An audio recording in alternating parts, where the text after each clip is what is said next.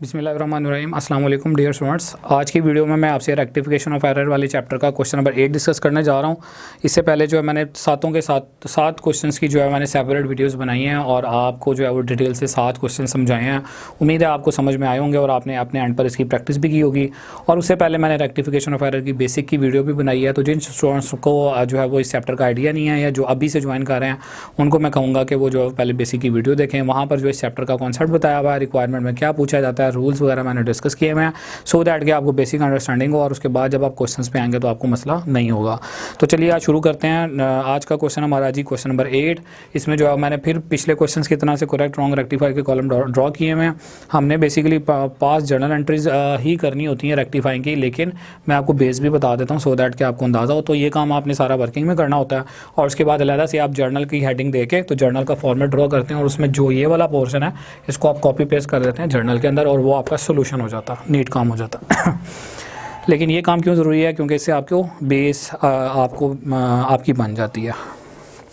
तो इस क्वेश्चन के अंदर भी काफ़ी जो है वो इम्पोर्टेंट पॉइंट्स आ रहे हैं। तो चलिए शुरू करते हैं। मेरे पास जो है वो फर्स्ट पॉइंट में लिखा हुआ पेज नंबर 502 है, क्वेश्चन 8 है। फर्स्ट पॉइंट में मेरे पास जो स्टेटमेंट आ रही है that is a sale of rupees 496 to Ashraf. Ashraf को आपने सेल की है 496 से, तो यहाँ पर अशरफ जो है वो आपका डेटर हो जाएगा। आप एंट्री क्या पास करोगे? अशरफ डेबिट और सेल्स क्रेडिट।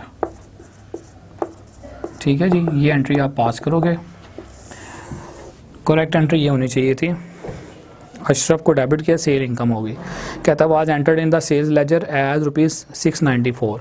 सेल्स को जो है वो 694 से लिखा है आपने, यानी सेल 496 से होनी थी, आपने उसको 694 से लिखा। और आगे कहता है Ashraf account was however correctly debited. Ashraf account अपनी जगह पर बिल्कुल ठीक डेबिट हुआ था। तो अशरफ अकाउंट को अगर हम देखें तो अशरफ अकाउंट करेक्ट एंट्री में 496 से डेबिट था, रॉन्ग में भी 496 से डेबिट है। तो यहाँ पर अब 694 से जो है ना वो सेल्स ज़्यादा लिखी गई है। मैं दोबारा लिख देता हूँ, जगह कम है। सेल्स 694 से क्रेडिट हो रही है। रॉन्ग एंट्री में हमने करना क्या होता है? सिर्फ और सिर्फ हम दोनों साइड्स को इक्वल करते हैं और कोई काम नहीं करना होता। तो अब आपको पता है कि सेल गलत है, सेल गलत ही है, लेकिन अब डेबिट साइड जो है वो आप देखो कंपेयर करो क्रेडिट से शॉर्ट है। तो क्रेडिट साइड का टोटल 694 है, डेबिट का 496 है। तो मैंने देखना है कि डेबिट साइड कितनी शॉर्ट है। तो 694 में से 496 माइनस करूंगा तो मेरे पास आएगा 198। तो इसको मैं डेबिट साइड पे करूंगा ताकि ये बराबर हो जाए क्रेडिट साइड के। तो डेबिट साइड का टोटल भी 694 हो गया। ये अमाउंट जो मैं अपनी तरफ से लेकर आया हूँ उसको मैंने सस्पेंस अकाउंट के नाम से लिखना है, क्योंकि सस्पेंस अकाउंट जो साइड शॉर्ट होती है वहाँ पर आता है।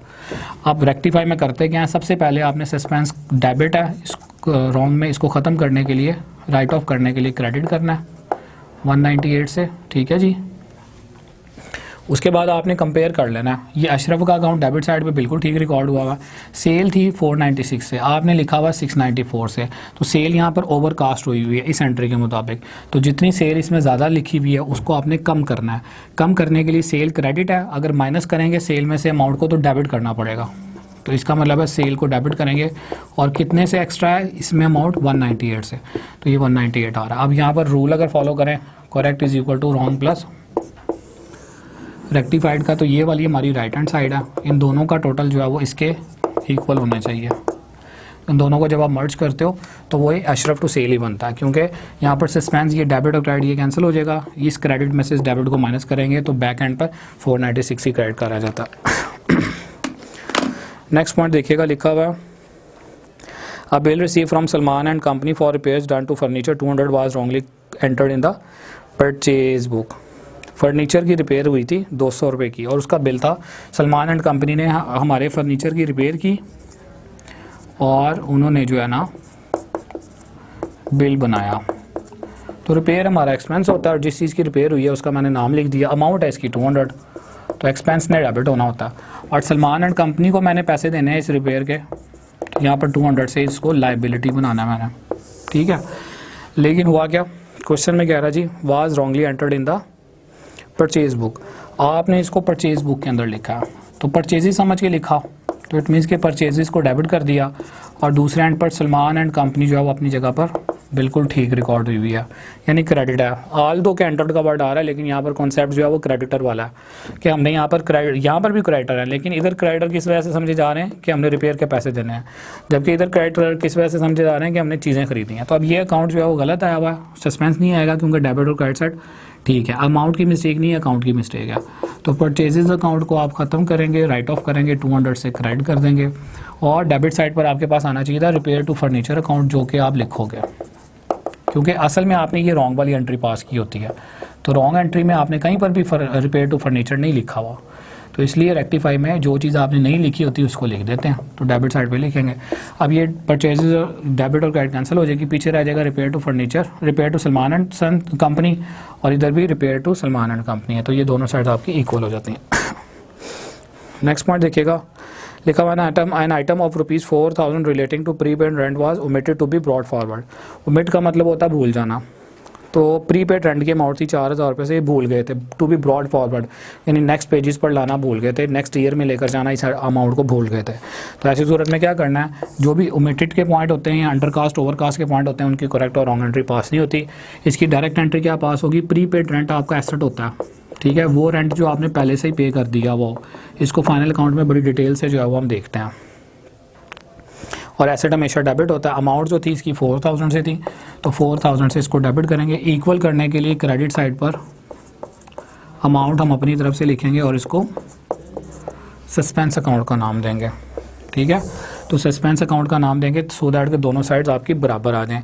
अब यहाँ पर कैश क्यों नहीं लिखेंगे, क्योंकि ये पहले की अमाउंट आपने पे कर दी हुई थी, सिर्फ उसको इस आइटम को, सिंगल आइटम को ब्रॉड फॉरवर्ड नहीं कर सके थे। तो अब आपने इसको रिकॉर्ड कर दिया और इक्वल करने के लिए सस्पेंस लिखा। नेक्स्ट पॉइंट देखिएगा, लिखा हुआ an item of purchase of 1510 was entered in the purchase account 150।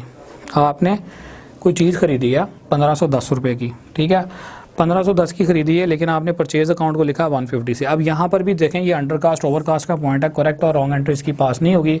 आपने इसको परचेज टू कैश करके करना है, तब भी ठीक है, आपकी रेक्टिफाई एंट्री वही बनेगी। यानी कि बैक एंड पर भी देख सकते हैं, यहाँ पर डायरेक्ट भी आप, क्योंकि यहाँ पे ये क्लियरली पता लग रहा है कि बैलेंस की अमाउंट जो है ना वो कम लिखी गई है। तो इसको ठीक करने के लिए आप क्या करेंगे, एन आइटम ऑफ ज़्यादा लिखनी थी, आपने कम लिखा है इसको, 1510 की अमाउंट थी और आपने 150 से लिखा, तो इसका मतलब आपने 1360 रुपये जो है ना वो शॉर्ट किए हैं। तो अब आपने एक आइटम परचेज़ की, मैं यहाँ पर बल्कि आपको कंप्लीट एंट्री बता देता हूँ सो दैट कि आपके लिए मसला ना हो। तो आपने जो गुड्स परचेज़ की, कोई भी आइटम थी, 1510 रुपये उसकी प्राइस थी, परचेज़ ने डेबिट होना था, कैश ने क्रेडिट होना था। अब वो कहता है कि गलती से आपने परचेज़ को ना कितने से लिख दिया, 150 से, ठीक है। तो 150 से आपने ये परचेज़ लिखी है, इट मीन्स कि यहाँ पर कैश अकाउंट जो है, कैश के बारे में कोई बात नहीं हो रही, वो ऐसे ही लिखा गया। तो डेबिट साइड पर परचेजेस शॉर्ट हैं, कितने से शॉर्ट हैं, जितने से भी शॉर्ट होंगी रॉन्ग में क्या करेंगे हम, साइड्स को इक्वल करने के लिए सस्पेंस अकाउंट लिखेंगे।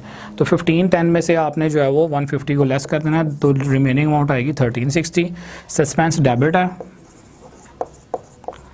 इसको राइट ऑफ करने के लिए 1360 को क्रेडिट करेंगे और उसकी जगह पर आप जो है ना वो परचेजेस अकाउंट जितने से शॉर्ट था उसको लिखेंगे।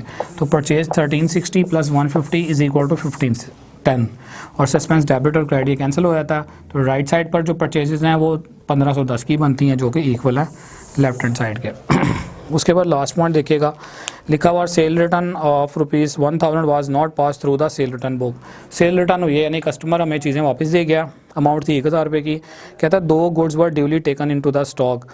स्टेटमेंट में लिखा were not pass through the sales return book. आपने सेल रिटर्न बुक में एंट्री नहीं डाली, यानी कि कस्टमर गुड्स वापस दे गया, आपने कहता 2 goods were duly taken into the stock, आपने गुड्स उठाकर अपने स्टॉक में भी रख ली हुई हैं, लेकिन एंट्री पास नहीं हुई। क्वेश्चन में लिखा हुआ है not entered in the sales book.